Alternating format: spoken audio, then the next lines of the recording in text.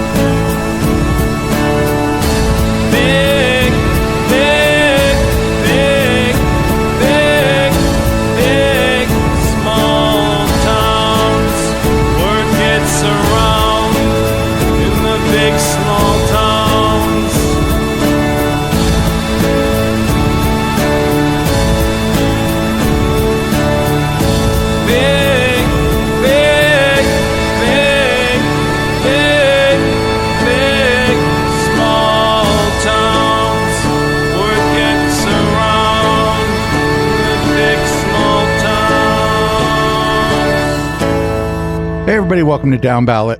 We do this show usually live on Tuesdays, 7:30 p.m. Pacific, right here on Twitch. That's twitch.tv/Echoplex Media. If you want to support this project, you can do so. Go to echoplexmedia.com, click the support link at the top of the website, and you can make your own decisions from there. Also, check out hellalocal.store. We have a new, I guess like a streetwear brand or whatever, dedicated to all things hella. Being the fucking Northern California, we say hella. And yeah, the Media Wench is heading that up, and that's not on our website yet, and I need to fix that. You can follow me on Blue Sky at Plex-Dave. I also joined Upscrolled, and I have no idea what my ad handle is on there. And this is the councilman with you as always. I have no idea what Upscroll is. But you can find me on Blue Sky at PJ Allen 2 TWO. And you can also find me up in your comments in all the social medias if you're out there professing about how billionaires need to pay their fair share and that you're endorsing Mayor Ed 209 for governor. Just what the fuck? Dude, Anyway. he's so going to win. He's so going to win. I mean, Peter Thiel has preordained it, right? So let's do what happens. Let's see it play out. But $7 million is nothing to sniff at. That's what he's raised so far, allegedly. So we'll start seeing his ads on TV pretty soon. There was one during the Super Bowl. I don't know if I know you're not a sports fan, but you might have watched for the Bad Bunny concert. I did watch the Bad Bunny halftime show, but no, I did not watch. There was a Matt Mahan ad during the Super Bowl. Correct. Yeah. A targeted ad. I think it was mostly for Southern California viewers, but I think we caught it up here a little bit. But he's trying to introduce himself, obviously, beyond the Bay. And it was not him per se. It was an independent expenditure, which is one of those 527 PACs that aren't supposed to coordinate with the campaign, but, kind of squishy when that with all those rules. Yeah. But yeah, bunch of the billionaires who got together to fund his campaign also threw some money in bigger checks because they can send as much money as they want to a PAC, and threw down I think $1.5 million to get an ad of his up on the air with him doing performative stuff in a hard hat and talking about how he's got all the solutions and we need to get back to basics and all the fun things. But yeah, all the regulars contributed to that, including television producer Dick Wolf. So if you're a fan of Law and Order or the Chicago shows, Really? But you don't like Matt Mahan, you might want to stop watching them shows because he gave $500,000 to this independent expenditure campaign. So Jesus yeah, Christ. yeah, Right. so it's pretty clear who they've chosen as their candidate. Yeah, that's what I was worried about. Maybe we could talk more about that. We're going to get into leading off here, though, and this is, like I said, local news hit. 6:45 in the fucking morning, man. You got to get up pretty early to be Mayor Ed 209. Well, he is a robot, so I mean, he just doesn't really roll out of bed so much as just clicks the on button, the on switch, and greases himself up and jumps on the news. But yeah, so this is a extended interview. He does these pretty regularly. I think with KPIX, they have like a little relationship with him, I think. So this is sort of their standard check-in with the mayor, but of course now that he's running, most of the conversation is skewed towards the race. So we're gonna we'll watch this. We'll probably interject at some points, and if it gets boring, because it's a 6-minute clip, we might just skip ahead. But I did reduce the docket size this week so we could take a little deeper dive into this piece if we wanted to. Tens of thousands of fans flooded into the Bay Area for Super Bowl week. It brought a major economic boost. Of course, the Bay Area Host Committee says the events generated hundreds of millions of dollars in impact. And with the big game at Levi's Stadium, the South Bay, including San Jose, getting a close-up. Joining us live is San Jose Mayor Matt Mahan. Mayor Mahan, thank you so much for joining us this morning. This is going to be what we are going to launch as a series of conversations with people who are trying to get the keys to the governor's office. You really positioned your announcement, your candidacy for governor, at a time when all eyes were on you. Big fundraising boost there? Well, we did put up really good fundraising numbers, which I think is just a testament to the support we have from the community here in the Bay Area that's seeing Already, what community?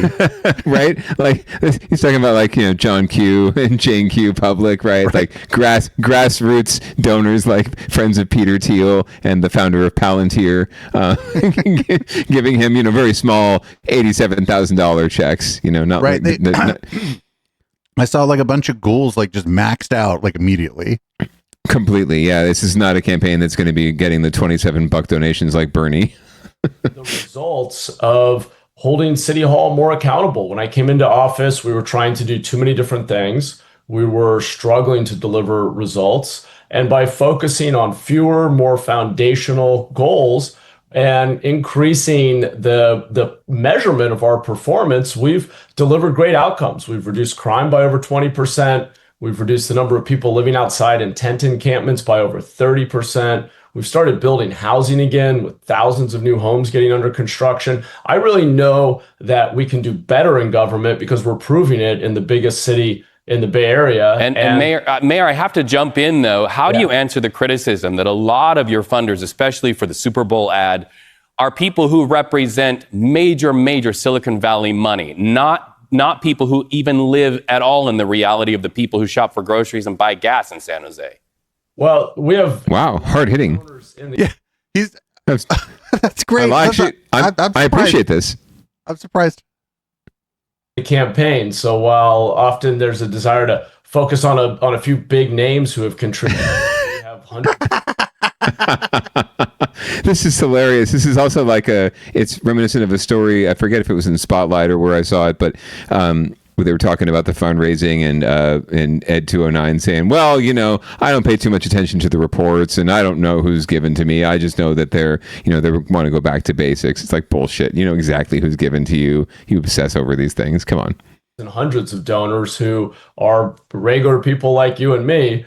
But it's not surprising that we've received support from leaders in the technology industry. I represent Silicon Valley.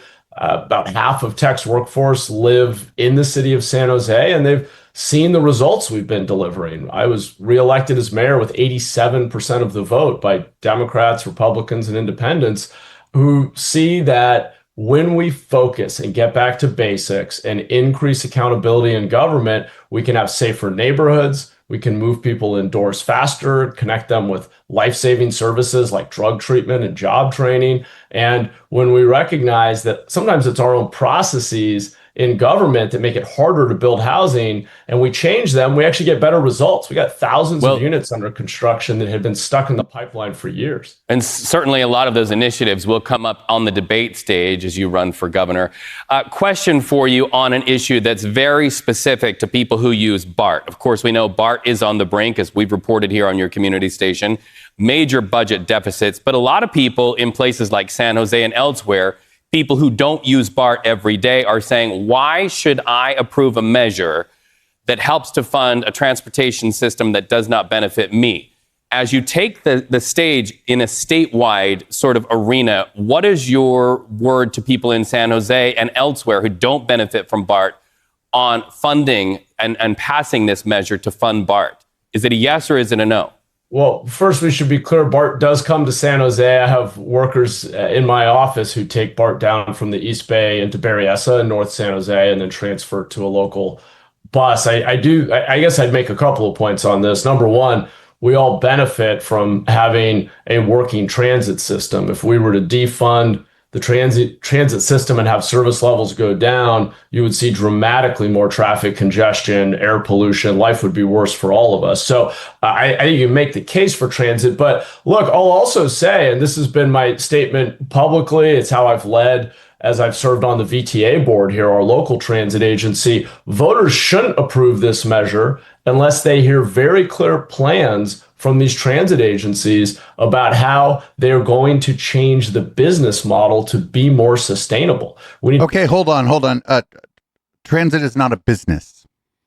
I mean, public transit is definitely not a business. Waymo, is a business. Uber is a business. Lyft is a business, and all their CEOs will more than likely be donating big bucks to Matt Mahan for governor.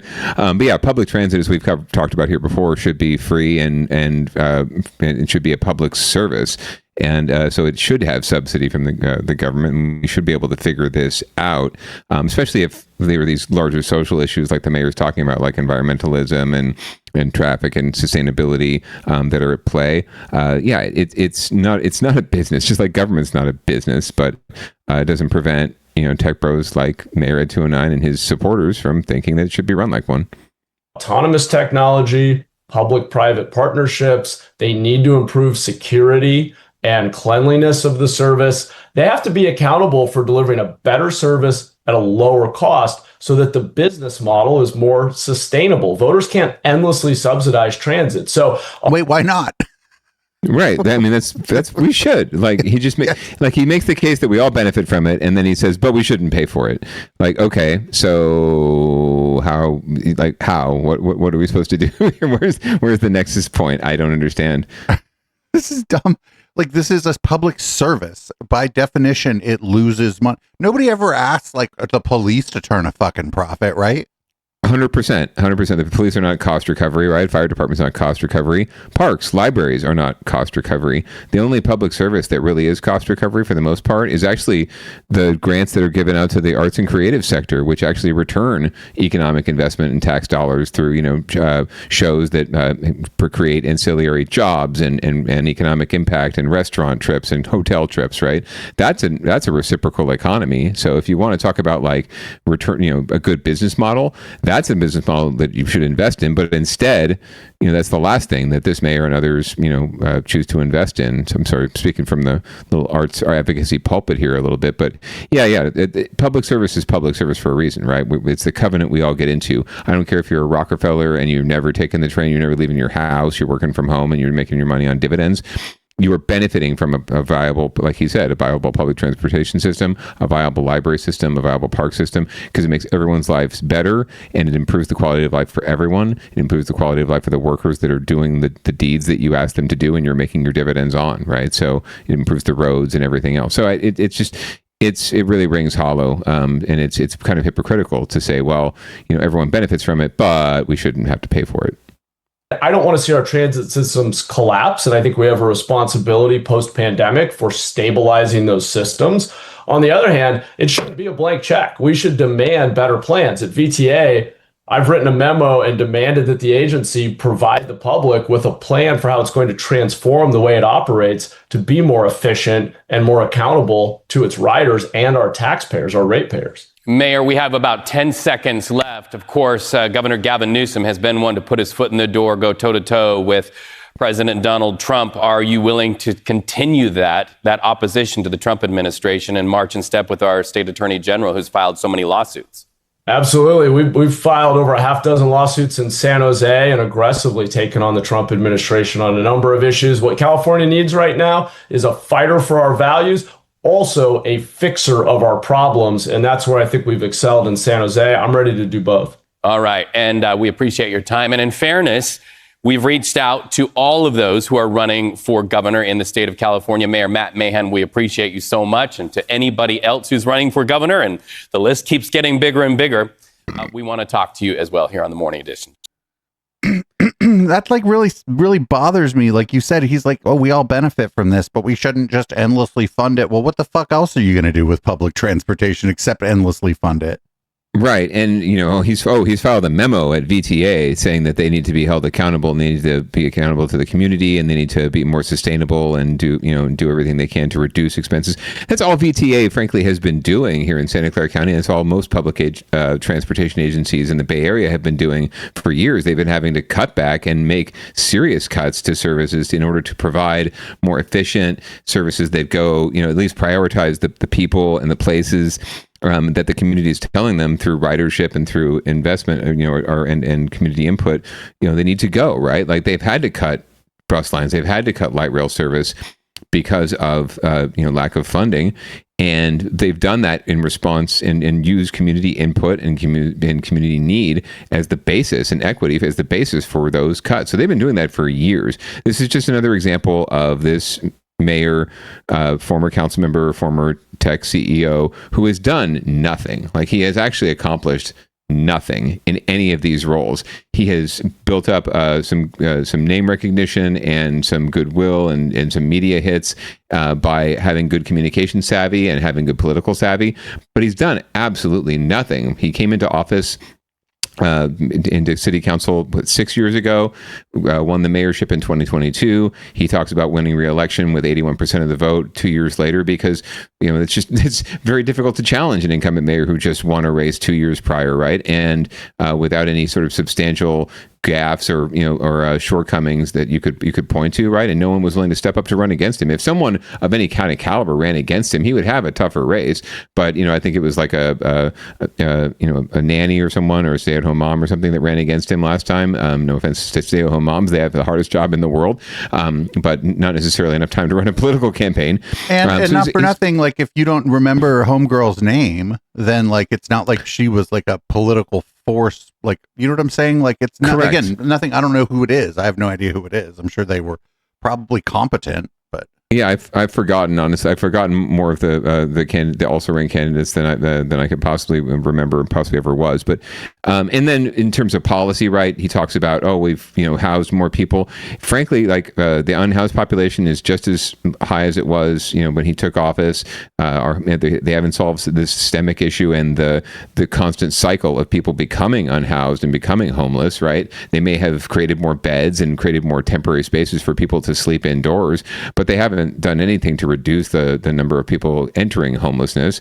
He's actually divested from prevention policies and other affordable housing policies, and anything like safe sleeping sites and these tiny homes. These are all ideas and concepts that were there and that were in motion prior to him ever taking office. Just that they're coming to fruition now, and these places are coming online now, and they're these units and these beds are coming online now. He can claim credit for it, but he shouldn't get the credit for it because he didn't do anything to solve it. And when he ran for city council and he ran for mayor, he actually ran on scare tactics, saying we shouldn't be doing this. We shouldn't be giving out these big, all this largesse to the unhoused population. We should send them home like Mayor Lurie wants to do. We should give them a ticket back to wherever they came from, right, so they can find their family. That's what he would really want to do, and what he proposed to do. He has no compassion. He has no sympathy for these folks. We're going to hear more about that in a clip coming up here in a minute. And then on public safety, as we've talked about before, crime is down. Yeah, crime is down.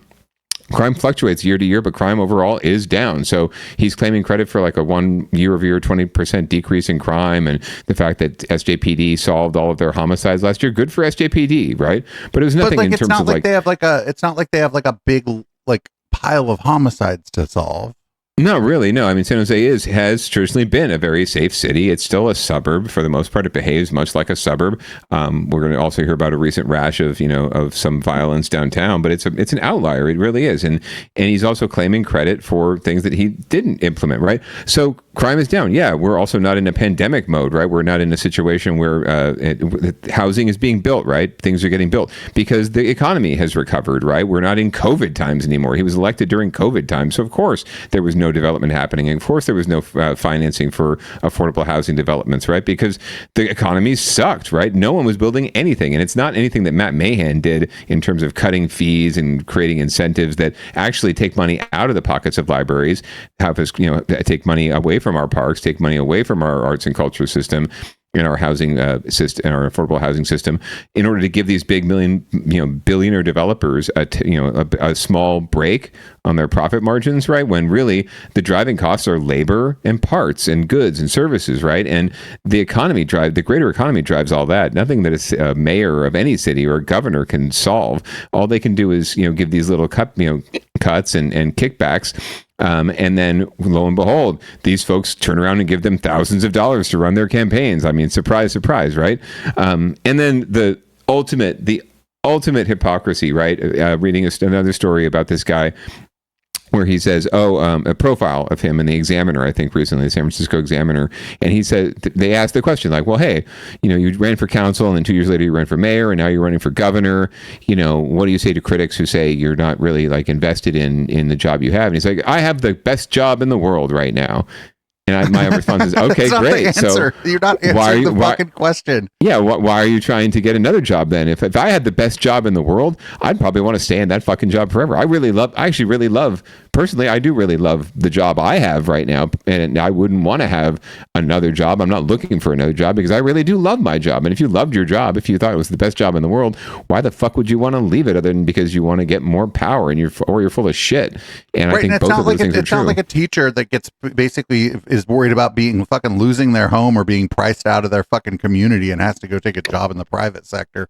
This is a guy who's fucking he's never going to want for anything like, I mean, he might not be able to go buy a jet, right? But maybe he can, but he's not going to want for nothing. His kids aren't going to want for nothing. Like he's only doing this because he wants the power. And I got to say, like, I think that a lot of the Democrat, like fucking, I think like particularly, like the two people that everybody thought were like likely to win were going with Katie Porter and Eric Swalwell. Those were like the presumptive front runners. So far as I can tell, this has blindsided both of them. They haven't said anything about this. They haven't mentioned anything, and this guy's going to hand them their asses.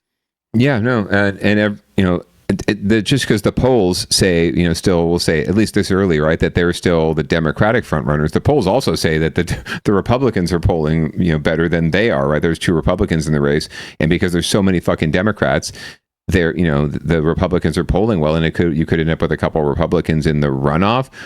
But I think once he starts spending all that $7 million of money and the IEs start coming in, the tech bros all line up behind him, I think you're going to see this guy shoot right past those fuckers because, one, they don't have the money to compete with him right now.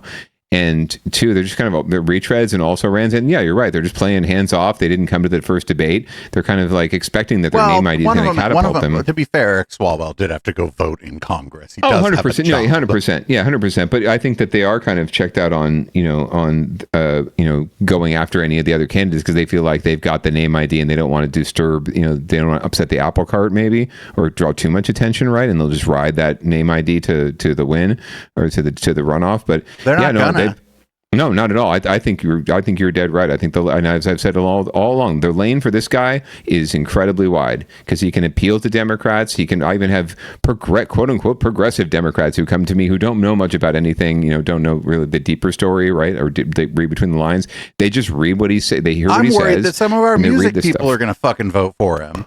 Oh yeah, sure, 100%. Because all they do is read the hits. They read the quotes. They read, and frankly, like I read, like a profile like he had in the Examiner, or even I see this clip right here that they just showed. And if you don't know any better, right? If you don't know what's really going on and all the nuances, it sounds great, right? It sounds like this is the kind of he's going to whip these just like with Trump, right? He's going to whip this shit into shape. He's going to do, he's a solver. He's a fixer. He even says it himself, right? He's a fixer. Only I can fix this, right? He's got the same attitude as Trump. He can talk all he wants about taking on Trump, but he has the same talking points and the same attitude, and it's frankly it's just gross. It's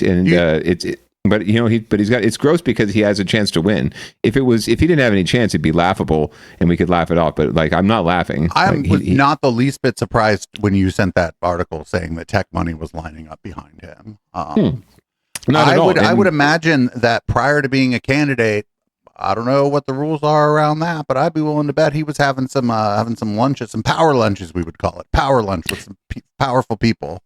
Yeah, there are rules, right? Like but it doesn't prevent you from assessing the field, as it were, right? Like having the conversation. Who's going to call you on having a conversation? Before you declare, right? You can go have lunch with a bill. Like you know what I'm saying? Yeah. It becomes once you declare like a whole bunch of different. I don't know the ins and outs, but I can't imagine that there aren't more regulations on you after you declare than before. Yeah, you can't, and in San Jose specifically, like in some cities, like in San Jose, there's actually a fundraising window, right, where you can't actually formally say, like, I want your money, give me your money, or give me this, right? But generally speaking, yeah, you can go and sit down with Peter Thiel and have a lunch and be like, hey, bro, if I ran, would you be there? Would you bring the big bucks? And they'll say yes or no, right? If I ran, would you be interested in that, right? Just if you want to be real careful And he wouldn't jump in. Like we've been saying, he wouldn't jump in if he didn't, and he wouldn't have thrown his hat in the ring. Money rules, especially in California campaigns, because it's such a big state and diverse state and a huge state. You can't run a typical field campaign here. You're not going to necessarily go door to door. You need money to get on TV. You need money to get on the internet and get in everyone's face. So if you don't know that you can raise the money, you're not jumping into this race. Although there are unfortunately, there's plenty of Democrats who are running who are struggling to raise the money and are going to have to look at themselves in the mirror and decide whether or not they want to let this guy ascend, or if they want to get out and get behind another, consolidated behind another Democratic candidate, whether it's Swalwell or Porter or one of the others. I think it's Eric Swalwell. I think that Katie Porter. There's a couple things. One, like people are just sexist. Like there's no 100% about it. 100%. But also, like, so far as I can tell, Eric Swalwell's staff, they all say that he's great. Like there's none of that. He has none of that shit. That motherfucker is squeaky clean. Yeah, he's not a staff abuser. He's got good shot. He's compelling. He's he's a good-looking guy. Good-looking guy. He's got a good personality. He's been on TV a lot, attacking Trump, and that's what everyone wants to see right now, right? He led one of the impeachment hearings. So, yeah, no, I think. If they really want to stop this guy and prevent Republicans from taking over, it should be right. But again, we've talked about it before, right? Ego, right? Like it's just going to keep a lot of these guys and gals in the race, and that's going to help Mahan at the end of the day, because his lane is right down the middle. I don't think that Swalwell is going to have the fucking guts to like tack out a progressive position strongly to Matt Mahan's left, which is how this is the only, like, otherwise it's just going to be like, which white asshole in the suit are you voting for? Right. And he's unwilling to differentiate on like policy and vibes. Like, right. And where the folks are at right now, voters are at right now, they'll pick the guy that's not in government, the guy that's telling them he can fix everything. And he's the new, the fresh new face. And I don't know if he'll be, I don't know if Swalwell would be willing to say like the things that you've said. You're like, hey, he like cuts and runs from every job before his policies, anything he does has any ability to like for us to see the results of that. And that's actually kind of hard to message on too. You have to find like a clever way to message that, because otherwise Matt Mahan could just go, well, I don't know, I'm ascendant politically and you're just sour grapes about it. Right. Well, it's also an easier case to make when it's just you and him, right? When it's one-on-one, right? If they were in a runoff, when there's this many candidates, especially this many Democrats, the tendency is to play kind of hands off the other candidates and not attack other candidates, because it might make you look bad enough that you lose votes yourself more than you detract votes from the other person. I'd be painting Matt Mahan as the third Republican candidate like right now. Oh yeah, I mean, and he's banking on that. He's banking on the fact that these Dems are not going to come after him. Maybe like a Tony Thurmond, maybe like the real more Betty Yee's actually had a few things to say without saying it about all the men in the race and this kind of thing. But no one has really come out so far in the race. There's a lot of Democratic activists. We'll hear about it in this clip coming up. We do have to move on in the docket, but there's a lot of activists and electeds who are coming out and saying it, but none of them are running for governor. They're all going to play hands off and just try and run their own race and stay in their own lane. And that's just he's banking on it. He is absolutely banking on it. If I was his consultant, I would bank on it too. He's got the lane. He absolutely has the lane. His path to victory is to trick the progressives, to I guess trick like the good government Democrats, and then get just a few fucking Republicans who don't like these right-wing goons who are fucking running as Republicans. Or the Brit, right? Like the Brit, right? Like the Brit is the leading candidate, right? So wouldn't you choose a born and bred American if you're a Republican, right? He appeals across those spaces, and that's why he's the mayor. It's why he won in the first place, but that's exactly why he's the mayor now. When no one thought he had a chance, and everyone said, "Oh, you just got here, bro." No, like I've been trying to wave the flag for a long time. This guy is serious. He means business, and he's trying to go as high as he can, as quick as he can, and everyone's just getting out of his way and letting him do his thing. And he's gonna, he's got a lane a mile wide, and he's got money, and that's all you really need, right? And at the end of the day, he is he's charming enough, right? Like he says all the right things, he does all the right things, and anyone looking at this without knowing much of anything, it's appealing. It's an appealing message. He talks the way that show Silicon Valley kind of makes fun of the way that people here talk, right? Sure. Not as on the nose, but it's because he's not doing a satirical rendition of his own self. But he has that sort of that cadence that he sounds a little bit like if Peter Thiel would calm the fuck down, right? Right. Well, it's not surprising that one of his roommates when he was at Harvard was Mark Zuckerberg, and they're still buddies, and they still have coffee. Friends with Mark Zuckerberg. They were roommates at Harvard. You got to paint this guy as like an oligarch friendly, a right winger, a Republican. That's the case. If a Democrat does end up in the race against him in the runoff, that's exactly the case they're going to have to make. Unfortunately, it could end up a Republican runs against him. In that case, he runs away with it. He absolutely will run away with it. He'll win like 60% of the vote. I'll call it right now. If like that, if he could win 2-1 if it's a Republican.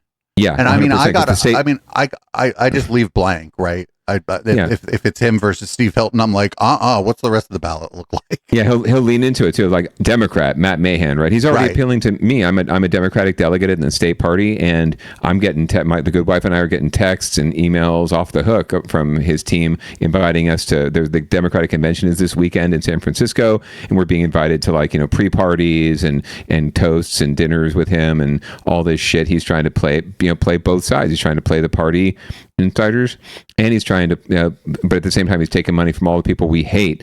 And there's only a few folks out there sounding the alarm, but it's all the same people over and over, inside baseball. And the voters don't give a flying fuck. The voters don't know anything about what's happening yet. All they're going to see is this ad with him in the hard hat, and they're going to say, yeah, he means business. He'll shake things up. I need things shaken up because my fucking life is not any better than it was 4 years ago, right? And or 8 years ago, and I want to see change, right? And he's the change agent, no matter if he's full of shit or not. That's politics. That's how it works. And he gets it. His team gets it. He's got all the heavy hitter consultants. Sam Licardo's old people are working for him. He knows what he's doing. And that's probably the most frightening thing, is that he's got a really, he's savvy. One more quick thing before we move on. In terms of speaking of that, the savvy, it's funny to me that he talks about back to basics and government needs to stop wasting money, right? When this fucker has a guy on his staff at the mayor's office who is his speech writer, that is his title, speech writer, and yet he admits and talks openly about how he uses AI to write his speeches. So what the fuck is this guy doing, right? Oh, this is what I'm saying. Like, I don't, what we're gonna have to think about. We're gonna have to think about maybe working on something about Matt Mahan. Like, let's sort of pack a piece of sort of like that Jacob Wall video I did, but about Matt Mahan. Yeah, why not? And if viewer, listener, chat, if you guys got some money out there, if any of you out there are oligarchs, if you want to contribute, we'll start a PAC. If you can fund us, we'll get up on the air, we'll get up on the internet, we'll run some shit, right? If I had the money, the good Wi-Fi and I have ideas coming out our earballs. And producer Dave, you are a very savvy and potential consultant as well too. So I think if we can get some money together, we could start a PAC and get some stuff up on the air to attack this fucker. That'd be fun. That would be fun. And anyway, we got to move on. We should definitely do some kind of deep dive on Mahan. Probably not a live, because that's not conducive to live. But if we did like a 15-20 minute video about Matt Mahan, we'd probably get a lot of views on it. Especially if the Media Wench does the voiceover for it. Hello. Sure, we could recruit some like the reporter and some others who are not big fans of him to come on and give their takes as well, right? Or even if just on background. Yeah, 100%. But then other folks I know who probably would be willing to go on record. That'd be kind of fun. Maybe it would amp us up to the 68th best podcast in California. So we're going to move on here. We're going to move on to winners and losers, where there are no winners unless you were rooting for somebody, and that person's probably going to get fucked, and not the good kind of getting fucked. And it's definitely not Matt Mahan, that's for sure. But yeah, we're going to learn a little bit more about the underbelly of what's happening here in San Jose, and the mayor is facing some criticism from his opponents over his handling of the homelessness situation, and we're going to hear about it from Kron, good old Channel 4. While discussing solutions to homelessness in Los Angeles, San Jose Mayor and gubernatorial candidate Matt Mahan is now facing sharp criticism back home. South Bay leaders are challenging his record on the issue while backing another candidate. Crown 4's Jack Mulmut reports.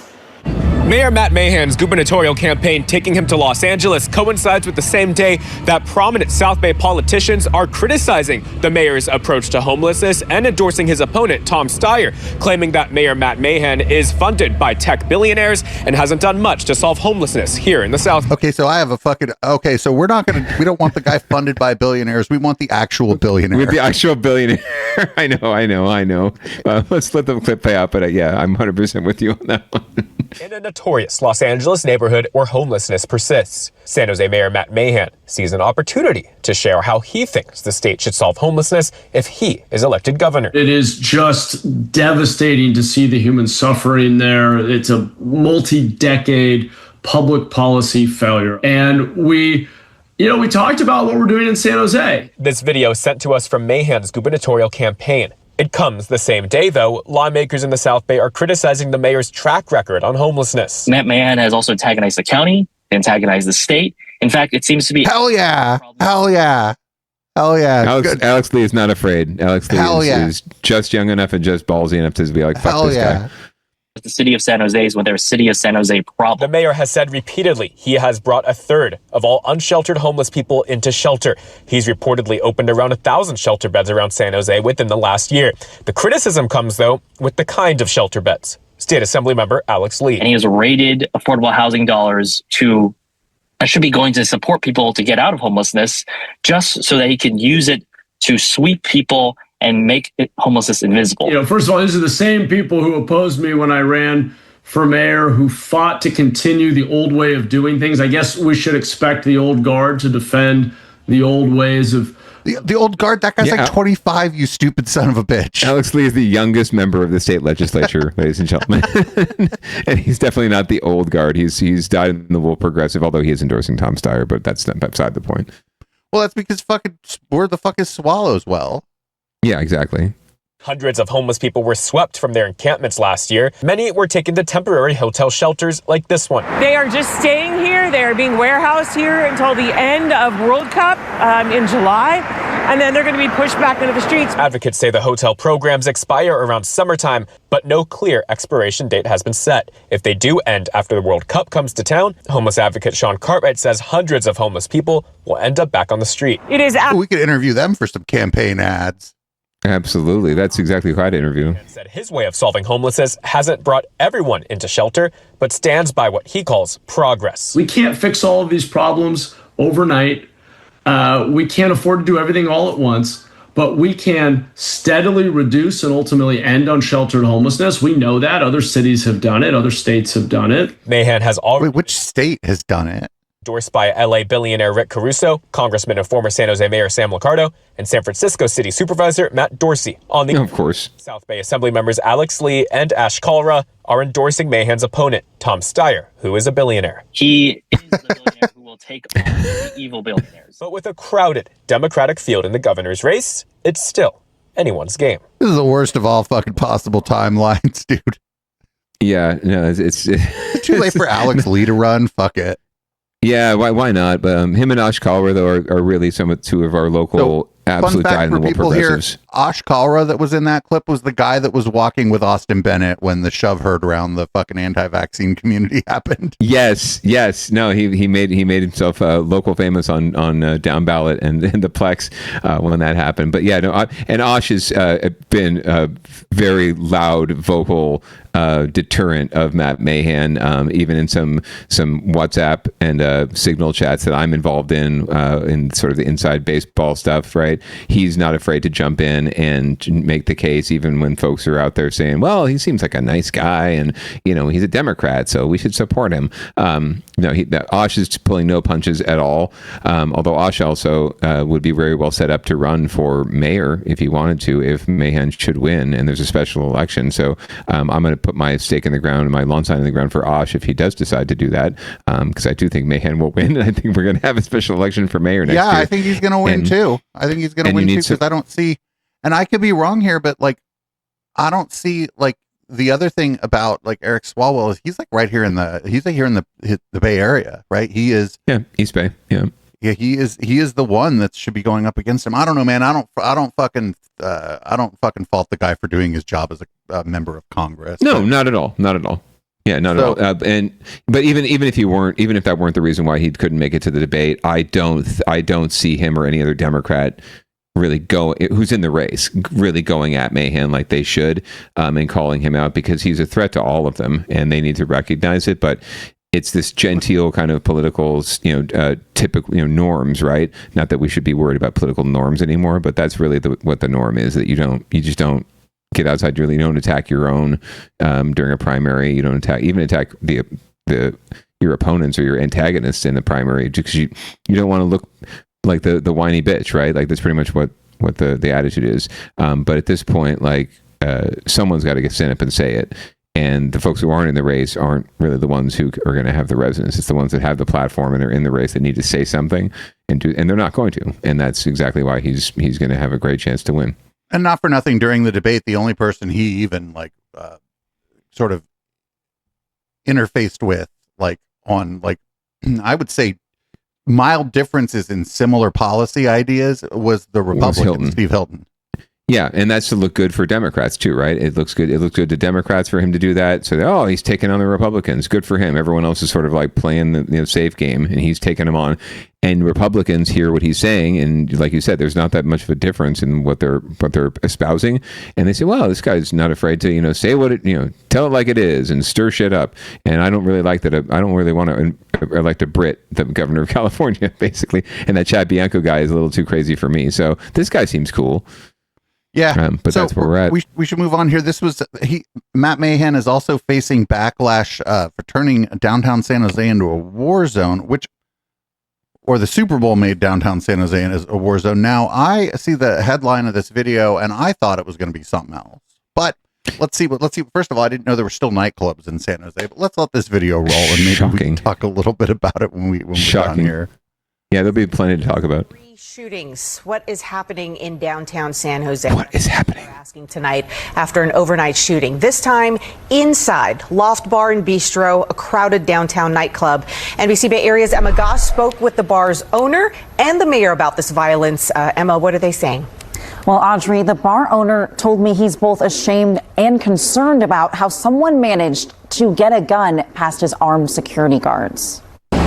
Tense moments inside Loft Bar and Bistro in downtown San Jose overnight. Bobby Rhodes was outside the club during the shooting. Then we heard a pop and we were like, what the was that? And then we seen people, like a whole group of people just running out, screaming, saying someone got shot. Police say the victim was taken to the hospital with serious injuries, but is expected to be okay. This is the city's third significant shooting downtown in just a week. Over Super Bowl weekend, gunfire killed 2 people and injured 5 others. We can consistently send a message that if you commit crime in San Jose, you will be caught, you will be prosecuted, there will be accountability. SJPD says officers quickly arrested the person suspected of opening fire at Loft.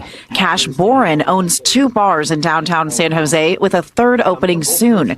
He believes the shooting at Loft is a rare event, and the Super Bowl weekend shootings were unrelated to the local bar scene. I'm happy to say that this is not something we're used to seeing all the time. I'd like to look at this as an outlier. The owner of Loft Bar and Bistro didn't want to speak on camera, but says he's never experienced anything like Saturday's shooting in his 22 years running the place, and his security is instructed to pat down patrons. They're fixtures in downtown San Jose, and they run a good business. You know, I mean, they don't mess around with security. Loft's owner says he's going to replace some of his security guards and make changes to improve security. And to address concerns over downtown's recent safety issues, San Jose City Councilman Anthony Tordillos is holding a series of community meetings beginning on Saturday in Japantown. Emma Goss, NBC Bay Area News. So I know this is like the wrong fucking thing to be concerned about. Calling Loft a nightclub is like a kind of a stretch.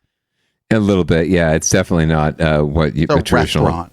It's a restaurant that happens to have dancing and, you know, a bar, an upstairs bar, and but yeah, it's a restaurant. It's as with most places in San Jose, frankly. Like, I mean, I played there a couple times on the upstairs. It's fucking cool to play there, but yeah, I mean, let's just say that there was kind of a lot of people there, but I don't take requests, so it was a little bit hard to get the dance floor going.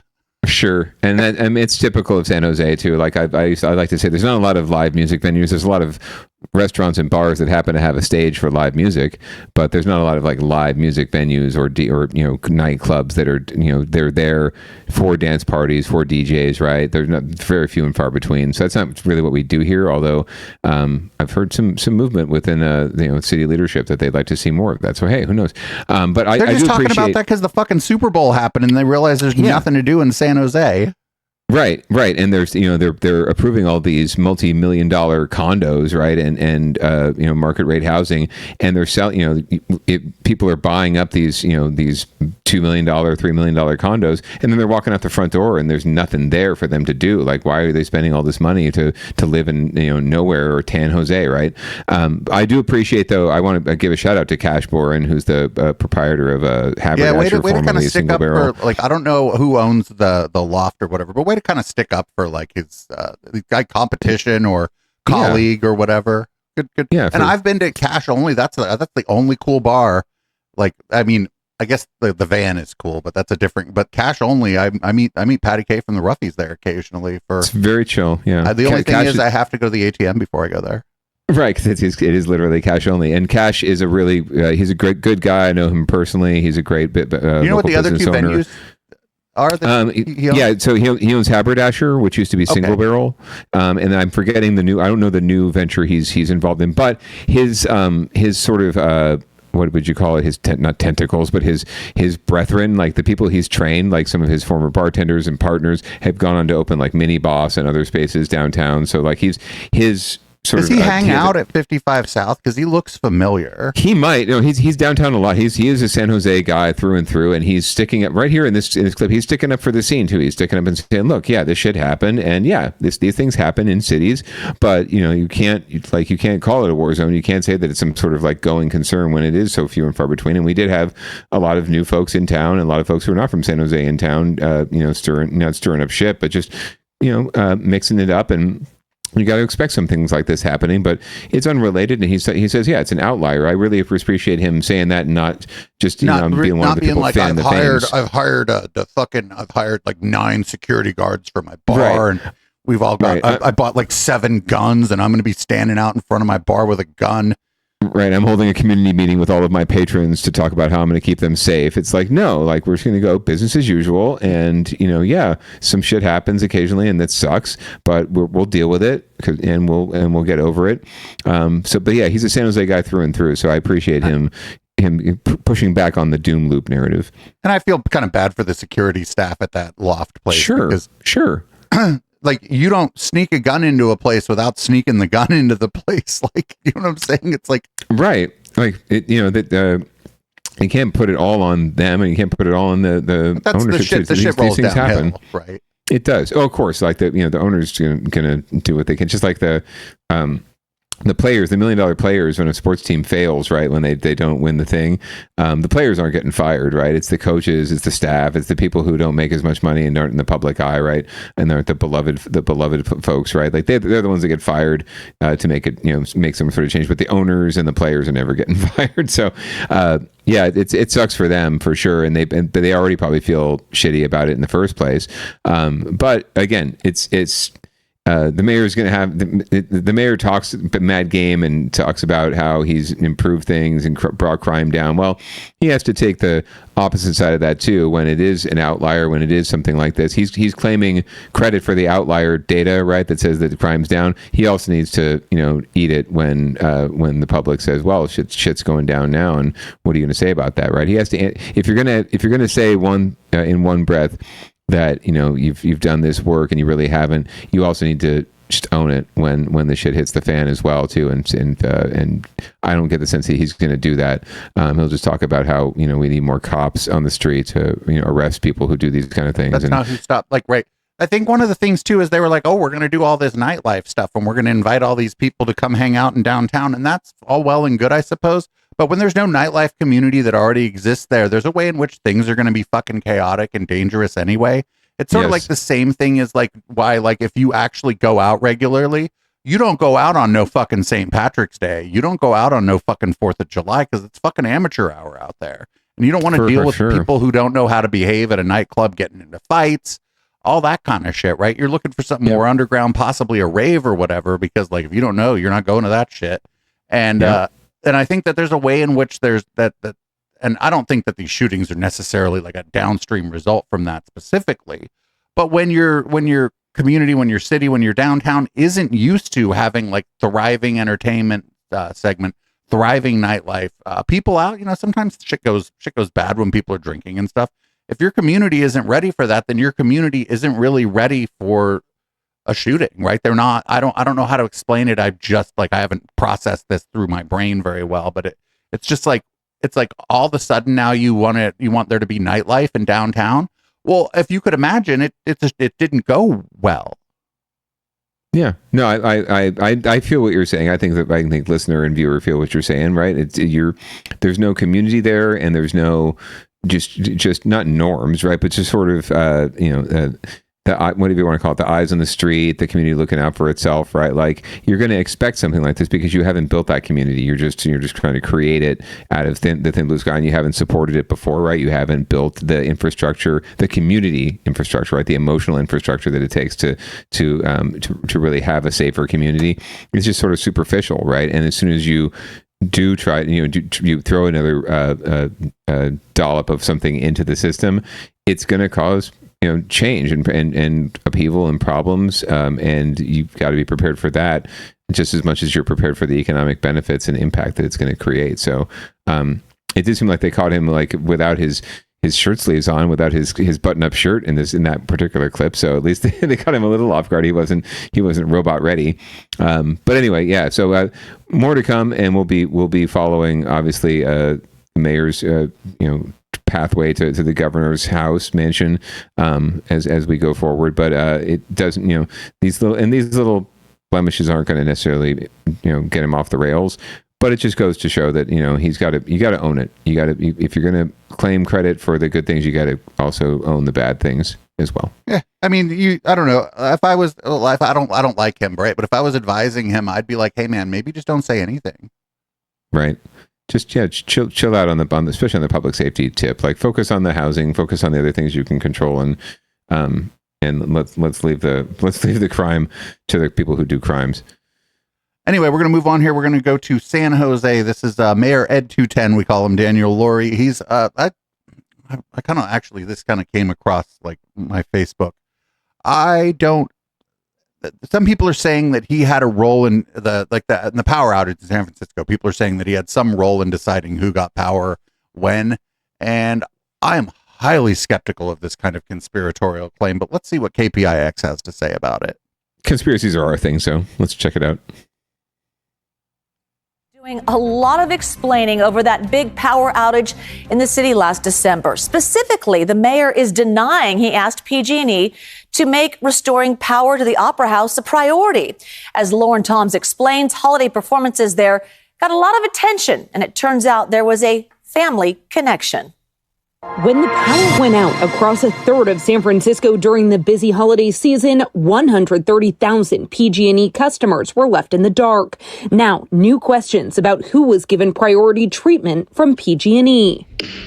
Good morning, everyone. This meeting will come to order. Supervisor Bilal Mahmood pressed PG&E CEO Sumit Singh during a tense hearing Thursday as he pointed to the lights staying on during a performance of the Nutcracker on December 21st at the War Memorial Opera House, while others were still in the dark. You prioritize the opera, where no one is living, to restore service before you prioritize restoring service in communities and seniors living in SROs. So I think you're alluding to the temporary generation that was provided on December 21st. We did not make that decision on our own accord. We were requested by the mayor. The San Francisco Standard first reported that the mayor's daughter was performing in a lead role in the Nutcracker at the Opera House. Nope, never mind. Never mind. Now I believe the whole thing. Show a PG&E regional VP did reach out directly to the mayor with text that concerned the Opera House. It read, quote, "Our team is on site and has been in touch with opera folks. We've been told they have enough natural light and emergency backup power to move ahead with the 2 p.m. performance. We have a vendor mobilized to support temporary generation for the 7 p.m. show." But PG&E is now backing off the CEO's comments, saying Singh misunderstood the question. In a statement, they tell us, quote, "PG&E was constantly in touch with city leadership throughout the process of restoring power.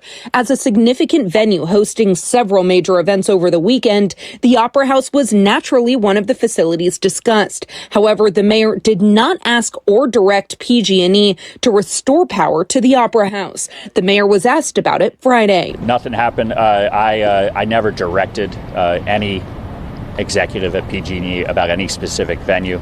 And the CEO of PG&E said the very same thing. According to the San Francisco Ballet, each holiday performance of the Nutcracker generates nearly $500,000 in revenue. It was the Opera House that placed a request with the Department of Emergency Management for help restoring power. The department telling us it was one of many requests they passed on to the power company and was not treated as a top priority. In a tweet from that afternoon, PG&E posted a photo of their own trucks at the Opera House, adding the facility generated its own emergency power before PG&E could temporarily restore it. We were trying to get in as much communication from PG&E as possible. It was hit or miss, and it was a rough few days for everybody. And DEM was there trying to get power on for every one of our customers. Now, this was all focused on the Sunday after the outage. It took until that Tuesday to restore power to some customers. But as PG&E notes, at the time of this report, they had restored at the time 90% of power to their customers. But to this very day, some are still fighting for more compensation from PG&E to cover their losses. Oh boy, that became a big PR nightmare for the mayor. Right. To kind of clear. Nah, this is nothing. This is nothing. As much as I want to believe that it's something, this is nothing. Yeah, no, I mean, it's nothing, but it's probably a nothing burger when it comes to Lurie. So yeah, there's a lot of circumstantial or whatever evidence, but regardless, like it does seem as though there was prioritization happening for the opera over, I think what Supervisor Mahmood was saying, over people who are living. Oh like, yeah, like isn't that residents, opera? right? Isn't that Opera House? They would say downtown, but if you were trying to maybe shit on the Opera House, you might say that it's in the TL.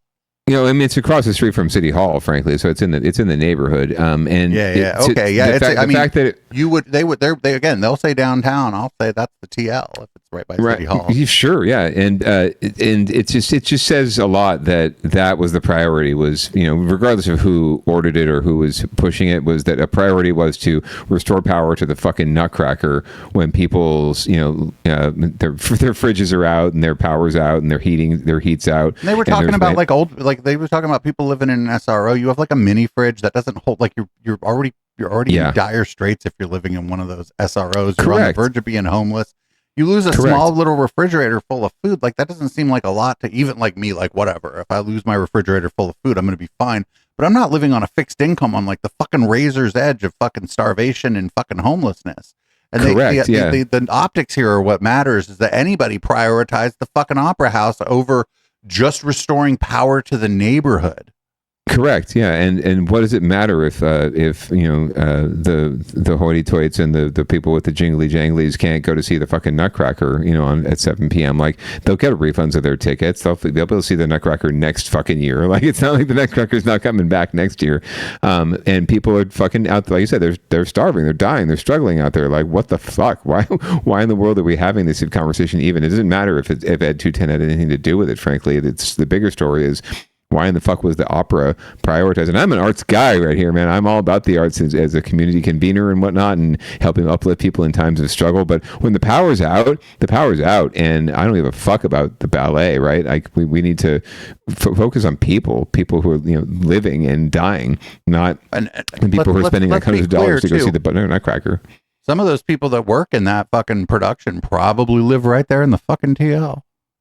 I'm sure some of them were wondering, like, what the fuck? Like, why are we having a show tonight? Why am I having to perform? I should be with my family or helping people, get their power back on. So yeah, it just rings really hollow, regardless of whether the mayor was involved. It's just a really shitty optic. But anyway, it's not like in this case the Opera House was like a gathering point in the community where people were using it as like a fucking warming station or a place to charge their devices or whatever. Right. And as such, because PG&E could provide power to them before they were able to get the rest of it, they did, because it was like a gathering point for people in the community and maybe the broader city who needed help with this. It's about a $500 ticket to the fucking Nutcracker, and that 100%. Sucks.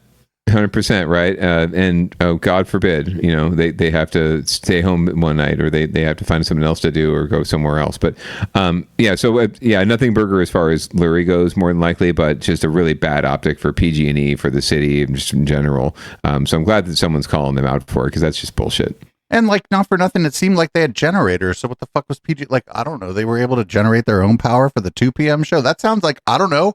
We were able to generate power for the matinee, but not for the nighttime show. Sounds like they had their shit together pretty well. Sure. Like, And they can't like somehow kick down some of that power generation to like the neighbors in the TL, right? Like who need it, right? Like why are they not? Why is, if I went with the opera, I'd be out there like, hey, we have this generator. Can you guys can we use it to power your apartment complex, or how can we help? Right? That's what I'd be saying. Not like, how can you fucking make sure that the folks who paid $500 to come see the Nutcracker can come see the show still, right? And we don't have to cancel or reschedule a performance.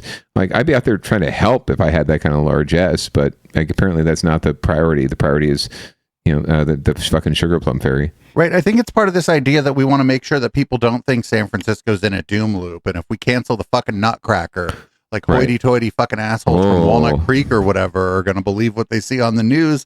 Like, it's a war zone. They don't even have power down there. Right. They can't even have the fucking Nutcracker. What kind of what kind of operation you running over there? Anyway, we got to move on, but we'll be sure to bring more of that story if there is more of the story. I'm surprised Matt Laurie isn't running for governor, but I think he's only running for the mayor as like a personal vanity. He was only the mayor as like some kind of personal fucking vanity project. He doesn't really have any political ambition, I don't believe.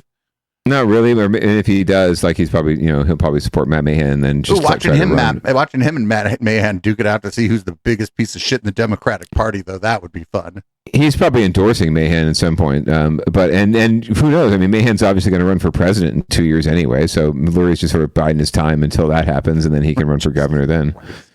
So like, anyway. everybody's on Twitter's all arguing over the fucking 2028 thing, and I'm like, y'all need to fucking look out for a man named Matt Mahan. And look shut out the for fuck Matt up. Mahan for president, right? I mean, at this point, in 2006, no one had any idea who fucking Barack Obama was outside of the Democratic Party, internal circles, right? He had one speech at a convention, and that was it. No one had any idea the guy was going to run for president 2 years before the race. So, just wait.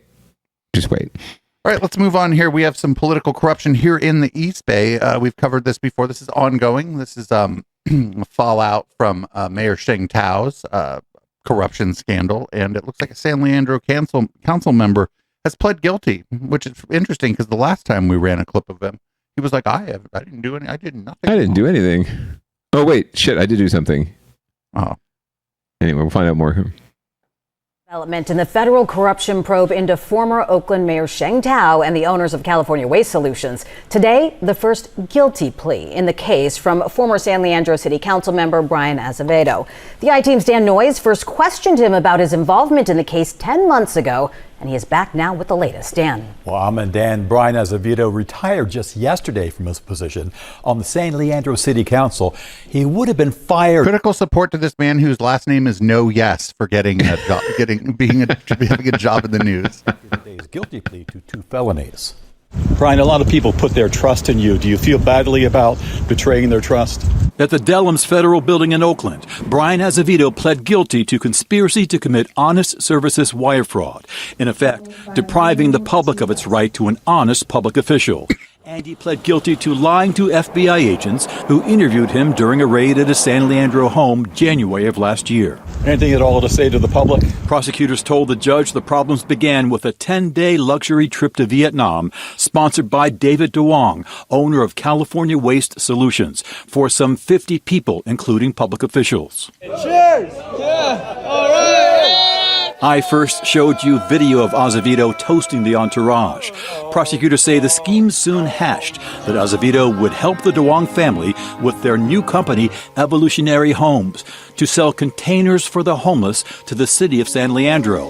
Azevedo would get a percentage. He started an LLC in his wife's name to hide the transactions and accepted a $2,000 bribe from the DeWongs to fund it. I asked Azevedo about that exact thing last April. Was there some arrangement between you and the DeWongs in terms of, we'll give you a percentage? Yes. I don't remember nothing, no. For you to say is not going to look good for people. I mean, clearly, me as a person. I don't want to comment on that because there was no arrangement on that. I don't want to wait, what you are? Leandro Mayor Juan Gonzalez released a video statement late today saying the city council will move to fill Azevedo's seat next week. The sacred trust between you as the voter and us as electeds, that trust serves as the foundation for democracy. And today's admission by Councilmember Azevedo represents a violation of that trust. Azevedo was now cooperating as a witness for the government and has a sentencing date for December. While the charges call for 20 years, he will get a much lighter sentence, especially with his cooperation. Dan and Amma. Okay. Dan, thanks so much. Oh, shit. If you're Sheng Tao, you're like quaking in your boots now, man. Yo, like 2,000, like, well, who the fuck gets bribed for $2,000? I know, that's weak sauce, man. I mean, I guess that might be in the bribe, but setting up the LLC and getting some kickback on the profits is more of the, that's more of the bribe, as it were. Yeah, this is just the tip of the iceberg, more than likely. If he's going to cooperate, if that shady fuck's going to cooperate, like, oh, I didn't do anything. I'm not going to comment on it, but I didn't do anything. This is all I don't remember. obviously some shit went down. You're rocking that goatee. I can see through you. This is going to unravel a lot more. So if you're Sheng Tao, if you're anyone else, if you're the Zhongs, not the Duongs, the Zhongs, pronunciation please, who are embroiled in all this, you should absolutely be a little freaked out and be talking to your attorneys even more now, because if this guy's they should do folding, like the Spider-Man meme and all just point at each other. Yeah, right. If this guy's folding, he's probably just going to, obviously he doesn't want to go to jail and do the serious time.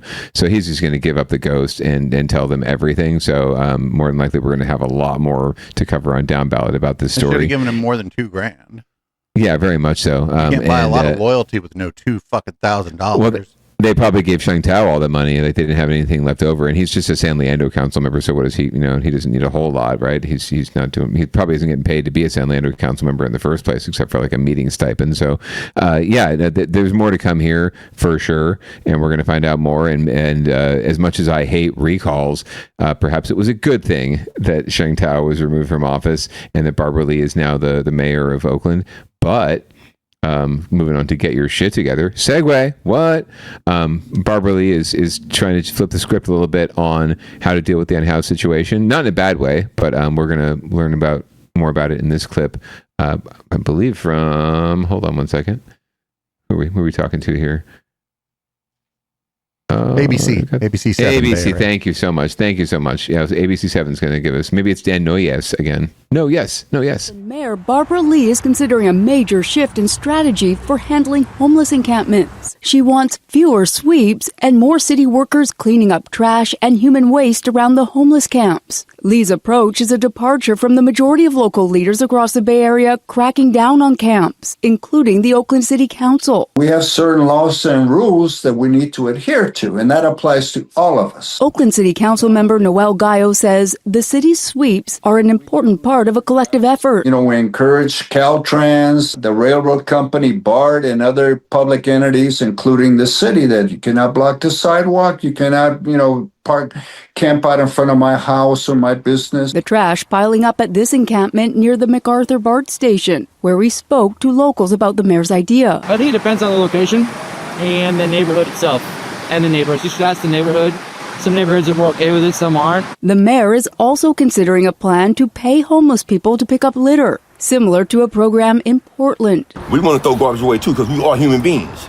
We want to throw it away too. Sean lives in a nearby encampment and believes the mayor could be on to something. All she needs to do is have somebody come pick up trash, just like they do with everybody who has a house. We're just in an encampment. We're in a homeless encampment. The mayor's office told us Sunday that encampment sweeps will still be happening in high-priority areas. Tara Campbell, ABC 7 Eyewitness News. That guy had a good point. He's like, they go pick up the fucking trash at somebody's house. Right. Like everyone's responsible for picking up their own trash and putting it out. But the challenge is that, like, in encampments, a lot of times, like you put your trash out of your house, right, and the bin man or the bin lady comes the next day, or and picks it up, right, and puts it in their truck and takes it to the dump. It's not the same with encampments, right? There's not that coordinated strategy where folks could just collect their trash, put it in one place, and it's going to get picked up. I don't know, dumpsters. You could put a dumpster there. Yeah, no, and that's typically that's what does happen. Like, they just throw a dumpster out there, and then but it's few and far. The pickups are few and far between. There's no regularity to it, right? There's no standards. There's no consistency to it. So folks just come to expect that there's no consistency, and so trash is going to pile up, because why the fuck would I collect all of it and put it somewhere if no one's going to come pick it up anyway, right? And if you've given up on me, if you've not shown me that I'm still a part of society and I deserve some modicum of respect and appreciation and cleanliness, then why should I give a fuck, right? Why should I give a fuck what your rules are, what you want? I'm going to litter all I want. So if we showed consistency, if we showed appreciation, if we for the situation, if we actually invested in making sure folks have a place to put their trash, guaranteed they would put their trash in the fucking dumpster. They put their trash in a can. They'd help. They would help the situation. The reason why folks don't is precisely that. Like they feel like they've been given up on, so they're giving up on the system. So yeah, more power to them. More power to Mayor Lee. I like that she's trying new things and not necessarily just going straight to, sweep these folks off the streets. Like let's give them support. Let's even offer them like a paycheck, right? To fucking do, to help the situation and hopefully help them get them back on their feet and get them out of this situation. Other folks like Councilmember Gallo saying, well, these folks can't sleep in my yard in front of my business in our streets. Like it's just belying the point that they're there. Like folks are there. Folks are struggling, and sorry that you have to see it now. In your neighborhood, on your street, in front of your business. But like that one guy that they interviewed said, "Oh, depends on the neighborhood." I'm like, "Oh, I'm sure it does, sir." It absolutely does, right? Like there's a reason why Matt Mahan is the fucking mayor now in San Jose, right? He came out of Almaden and Blossom Valley where folks were like, oh, suddenly like there's a crisis because I can suddenly see people in my street, who are unhoused, and now that's in my neighborhood. So therefore there's a problem now. So I need someone to do something about it, right? It's just as true in Oakland, as you probably know, as it is in San Jose and anywhere else, right? There's neighborhoods and there's neighborhoods, right? So the sooner we all get on board with the fact that this is our problem, this is our society, it's our neighbors, it's our friends and family that are out there, right? Until we get to that point and we start looking at everyone with that kind of eye and respecting the dignity and sacredness of every person, right? We're not going to move the needle on any of this, right? We're just going to have the same problems over and over and over again, the same income inequality, the same same mess that we're dealing with. And the more we have people like Tom Steyer who are saying like, oh, I'm going to get into government and I'm going to solve the housing crisis, when you could just kind of fucking check and solve the fucking housing crisis, right? Like until we all buy into the fact that we're all in this together and it's our collective challenge to solve, we're not going to see significant progress, and we'll just have fits and starts like we've been having, and we won't there will be no end game like Matt Mahan talks about, because his buddies aren't the one, aren't in there contributing to the solution. They're just contributing to his campaign. That's correct. So we're going to move on to down ballot watch here. We only got one story, and this is not looking great. BART has a major lack of money problem. We were talking about that earlier. Matt Mahan mentioned it earlier.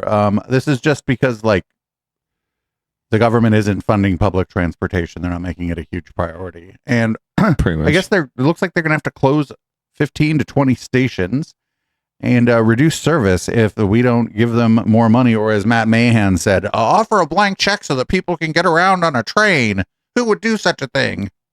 Right. But we'll see. I mean, a little bit of this is sort of scare tactics to try to drum up support for the ballot measure, but it's very real. Like they're going to have to cut services if they don't have more resources. So we're going to find out more from our friends at KTVU.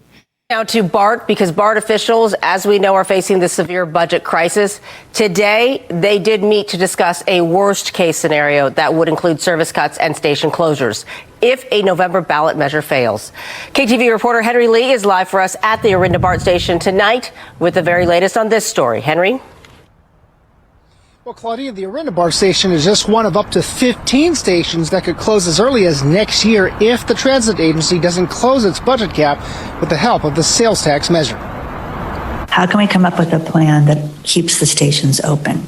Would we have to file for bankruptcy to make sure we pay off our debt obligations? Lots of questions by BART directors, but no easy answers as the cash-strapped transit agency grapples with the possibility of closing stations, ending service at 9 p.m., running trains every half hour, and laying off 1,200 workers, all because of a drop in ridership due to COVID and remote work. This level of reductions have never been implemented by any transit agency, so it's a big unknown to us what the revenue impact of that would be. BART's hoping for a bailout by the voters in November in the form of a 14-year sales tax that would generate $980 million.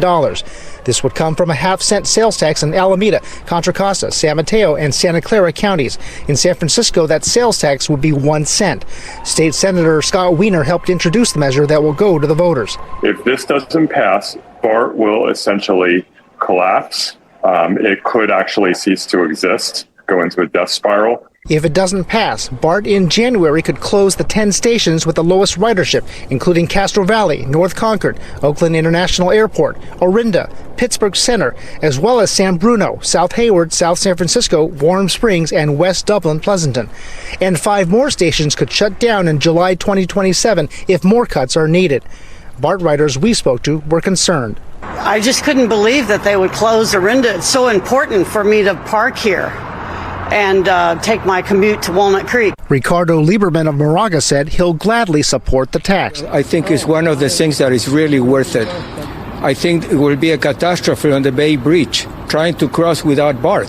BART Director Robert Rayburn summarized how critical the trains are for riders. They just show up and go. And so convenience is critical, and I want to retain that.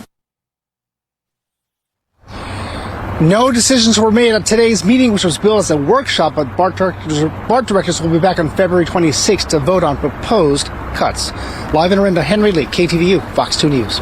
Why they got to do San Francisco like that and have them pay have their sales tax increased by 1% while everybody else gets 0.5%? Why they got to do the city like that?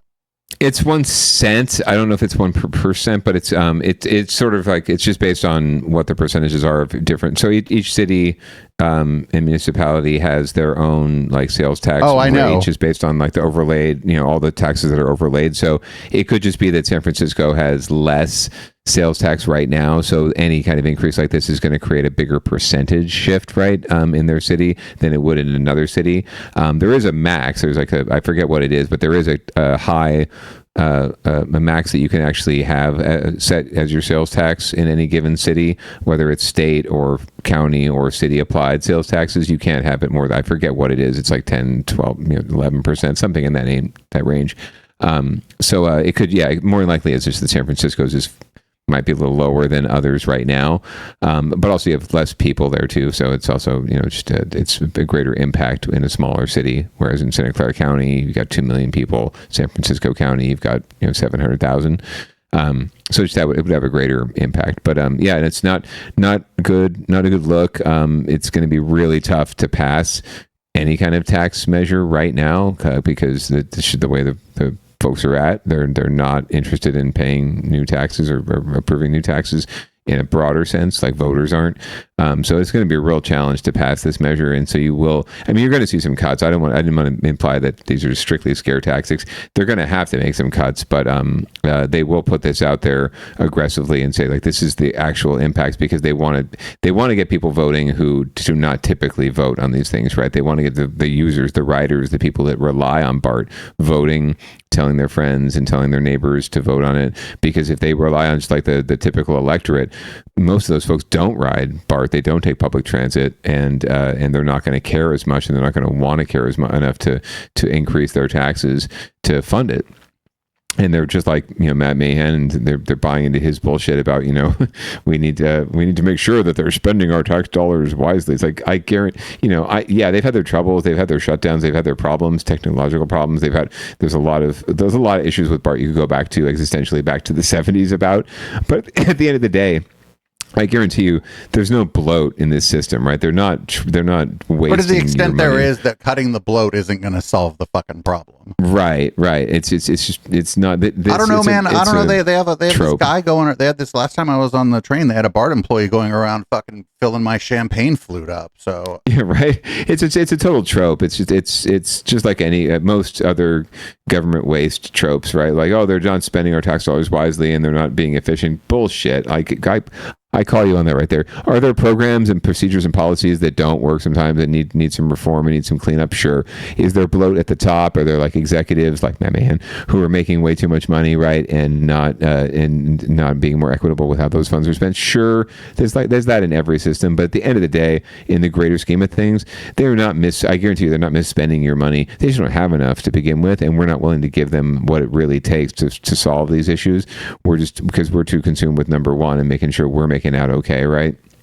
But so the idea that there's some bunch of government bloat when all that auditors do all the time is look for bloat and look for this stuff, it's a complete trope. It's a trope that helps people like Matt Mahan get elected and ballot measures passed to like restrain and restrict the funding that goes to these services. So I don't buy it for a second. I don't appreciate people calling out public agencies and public employees, especially for being overpaid and not delivering results. Like, these are some of the most dedicated, professional, intelligent people out there and educated people out there. They're choosing public service not because they couldn't make it in the private sector, but because they respect public service and they want to help.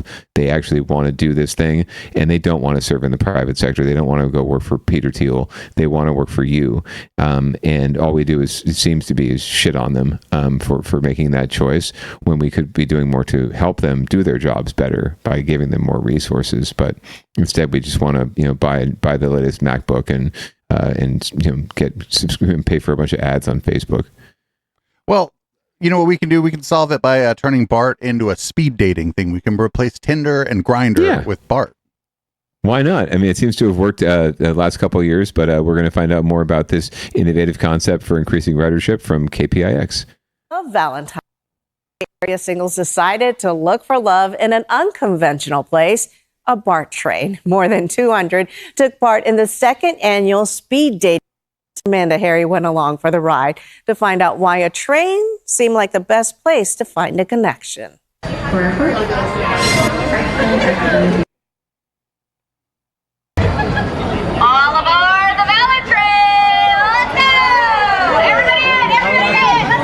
Hundreds of people boarded BART Saturday, many with the hope of making more than a train connection. Everyone's a good way to meet fun people that also like transit. Meet someone to marry on a BART train. I had nothing better going on today.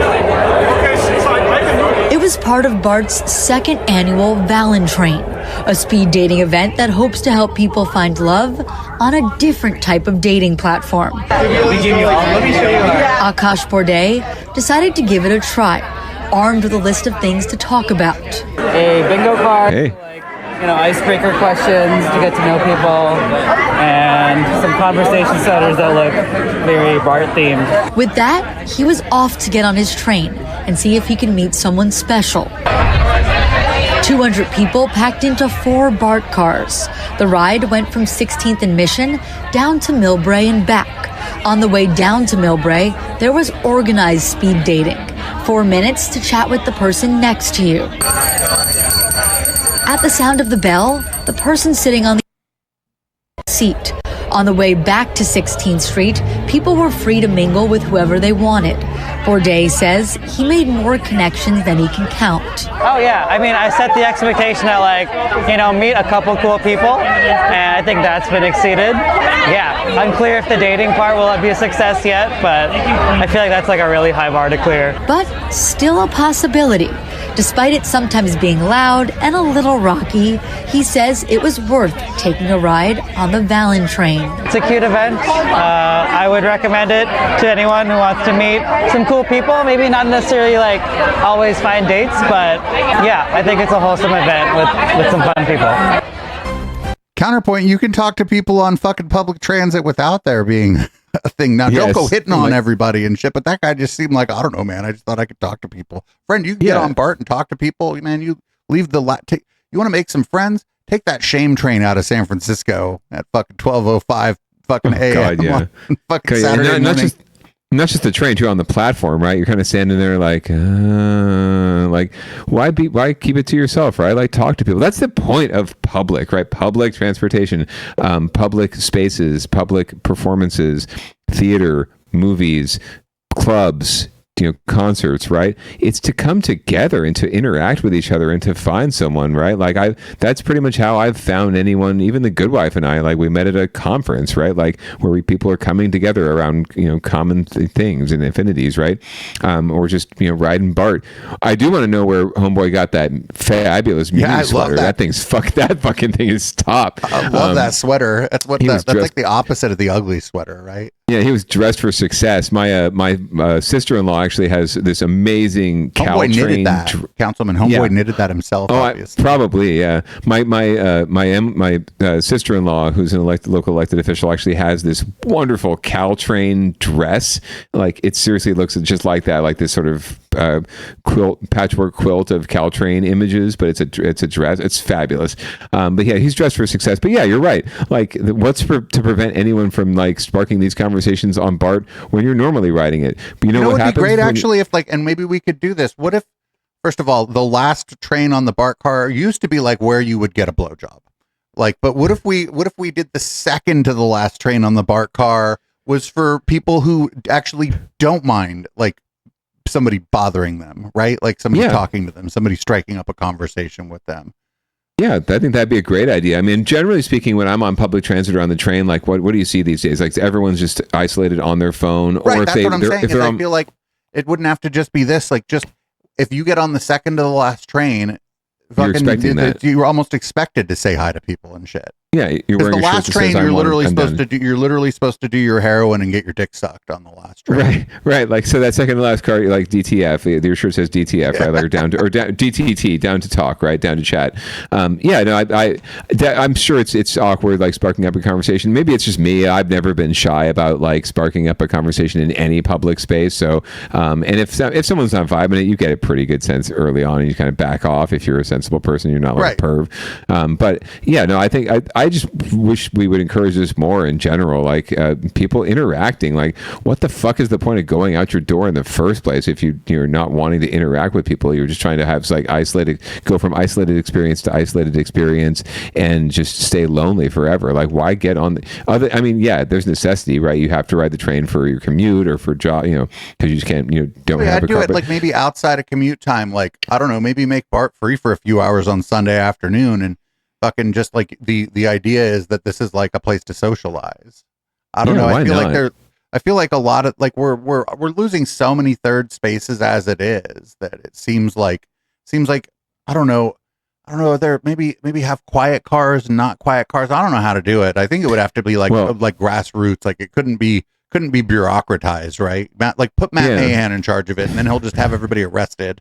Could be like I said, the platform might even be better and more suited to it, frankly. Like, BART cars are really fucking loud when it comes down to it, especially when they're going around a turn because of the proprietary, gauge. So there is a Muni platform that is known for being a little cruisy in San Francisco. Yeah, I think that's a great idea. Like having like little cruise zones or like or flirty zones at the platforms. Like, here's the benches where you can go and sit and have a conversation, and then if you don't want to chat, walk, stand over here, stay out of that zone. Right.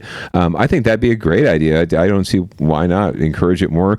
To me, it's just more like maybe it's just me, right? But it's a natural thing to just want to reach out and touch and not touch people in that kind of way, right? But not until you've had a little conversation with them. You shake. Got to at least get to know them. Maybe get a first name. Find out what their stop is, and how long you have, so you can get that blowjob. Then you grab that booty.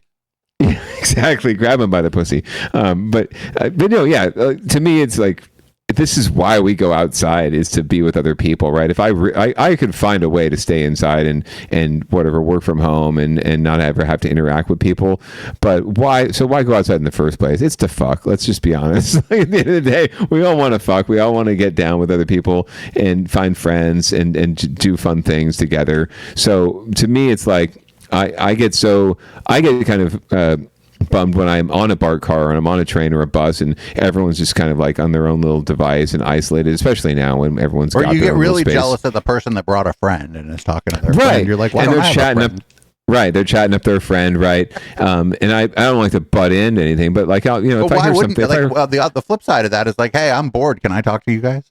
Yeah, like if I hear a conversation that where I might have interest or might be able to offer something, I am more than happy to jump in. But that's just my maybe my cis white male kind of like oh yeah, they totally want to hear what you have to say. Right, like city council candidate Allen. I'm gonna mansplain to these motherfuckers, right? I'm gonna whitesplain to them. Eric Swallowwell without like the that. wind. Like people are like apprehensive about talking to other people. You're right, and I don't know. I'm like some tired old queen in training. Everybody wants to talk to me. Yeah, right. Like you just have that person. You exude that kind of personality. Like, I want to go talk to this guy. I want to have a conversation with this guy. But I've never been shy about it. Whether I was a failed candidate or before that, it's just my nature. And not everyone's like that. And we're becoming less and less like that. I think we're raising our kids to be less and less like that too. And so like encourage your kids, encourage everyone to get out and talk to other people and engage with other people. We're losing a lot in terms of human interaction. That's really to me, it's the bread and butter of why we exist. Why we're a social creature, just like any other animal. Frankly, is a social creature. We exist in a commune, and we should treat it that way and celebrate it, and just talk to someone. Don't be afraid. And if they don't want to talk to you, they don't want to talk to you, and you'll figure it out pretty quick, and you just move on. Right. You're paying all this money to live in a fucking city, so you might want to try to interact with some of the other fucking people there, because I thought that was the point. Right. It's like it's cheaper to live in the country, right? It's cheaper to go get a farm, live on a farm somewhere and just get out of things. So you're here. You want to be part of this, so be part of it, and I think it would benefit all of us if, again, transit benefits all of us, right? So like, have these conversations. It's going to benefit everyone for us to have more interaction. Who knows? Like that. Hey, he seemed to be vibing. There were some not bad looking people on that train he was talking to. I know. So, I should have gone, but also I bet, and it's not their fault or whatever, but I bet it leans pretty hard into like a man-woman relationships. Just because even here in the gay area or whatever, like there's just y'all just outnumber us. Also, like it's not like I don't know what the lesbians are doing, but it's not like us gay men are having a hard time fucking meeting each other, right? Like, right. Well, and there's the gaydar thing, right, as well too. Like it's not like exactly like everyone wears a shirt that says it says who they are. So we're all going to fall, I think, into, not all, but a lot of us will fall into the old tropes and the old sort of standards and stereotypes.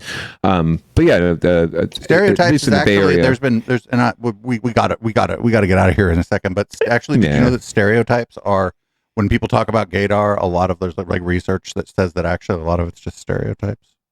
Yeah, 100%. I would not be surprised at all. In fact, and I've certainly read signals the wrong way myself. I'm certainly have my biases and my privilege. So I 100% believe that. I thought that guy sure. was hitting on me, and I tried to take him home, but then I realized I'm married. Right. I gave myself mixed signals. Right. But yeah, no. I tend to, I'm as straight as they probably get out there, but I'm constantly flattered if I'm come upon. You're way past the flattery part. If I'm hit upon, yeah, right. It's a little too far. But if I'm hit upon by someone of the other persuasion, it's very flattering, right? And frankly, there's been moments where I've like almost kind of like let it roll for a second, because it is really flirting flattering. Is fun. Flirting is super fun. Flirting is hella fun, and even more so when you're in a relationship sometimes. Anyway, enough about the Valen train. Get out there and talk to other people, whether it's on the train, on a plane, in an automobile, on the platform, on the street, at the movie house, at the show. Don't be afraid to talk to other people. Like, that's the worst thing in the world, to be, to shy away from human interaction, because that's exactly why we're here. And we need more third spaces that aren't a bar. Let's do it. Let's create a third space, Producer Dave. When we retire from Downballot, we'll create our own third space. I wish I had that kind of money. Anyway, you want to read the show I out? know, right? Yeah, I would love to.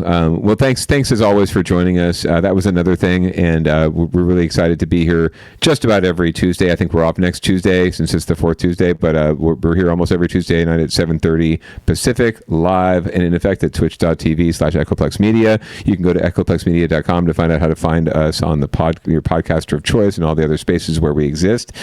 We, as always, encourage you to get vaccinated, because COVID is still a thing. You can wear a mask when it's appropriate or when it's not appropriate or whenever you feel like it, but pants are totally optional. Don't need to wear those at all. We're going to leave you with some audible smoke signal as usual, and we invite you to come back to see and watch and listen to all of the wonderful programming here. Peace out and have a great week. See you soon.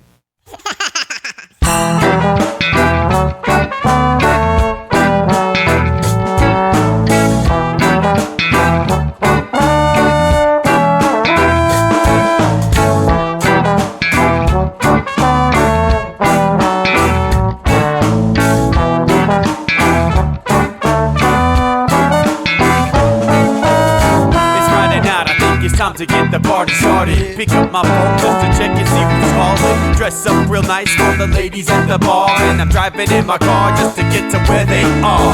Here at the local scene is where I plant my feet. It's where I smoke my cigarette and I hold my drink. I look at all my friends, they're all blazing green. Sit at the front of the stage waiting for MTV. Where are those guys who's standing next to me with a pipe in his hand ready to blaze for me? About 5 minutes later we're all singing Queen. Let's get the fuck up on stage, man, rock the scene, yeah. We do what we want, and what we want is to jam. So sit back and enjoy the band. We do what we want to do, and what we want is to jam. So sit back and enjoy the band. Enjoy that band. I turn and head back to the bar for a refill, man, because you know where we are. We're headed out to the car to smoke another one and another one. Now just when the magic starts kicking in, I hear relapse playing, you know it's time to head in. Alright everybody, now it's time to grab a new drink. Spark it if you got it and then pass it to me, yeah. We do what we want, and what we want is to jam. So sit back and enjoy the band. We do what we want to do, and what we want is to jam. So sit back and enjoy the band. Enjoy that band. Last up on the bill for the show tonight is Down and Dirty at 5, so we're headed outside to spark up another joint. Now who's got my lighter? Stoner E, of course, shouldn't you be inside? I'm all up in this bitch, being who I gotta be. I'm fucked up like the U.S. economy. The truth is that I don't think logically. Stoner E take you on a psychedelic odyssey. Now inside motherfuckers is rocking me, and outside shit we smoke a lot of broccoli. Rocky the roller, yo, that sexy girl be jocking me. Ain't too drunk to fuck, but I'll probably do it sloppily. We do what we want to do, and what we want is to jam. So sit back and enjoy the band. Enjoy the band, enjoy the band. We do what we want to do, and what we want is to jam. So sit back and enjoy the band. Molly say that he like jamming, and he hope he like jamming too. Well, I gotta say, thank you, Bob, we do.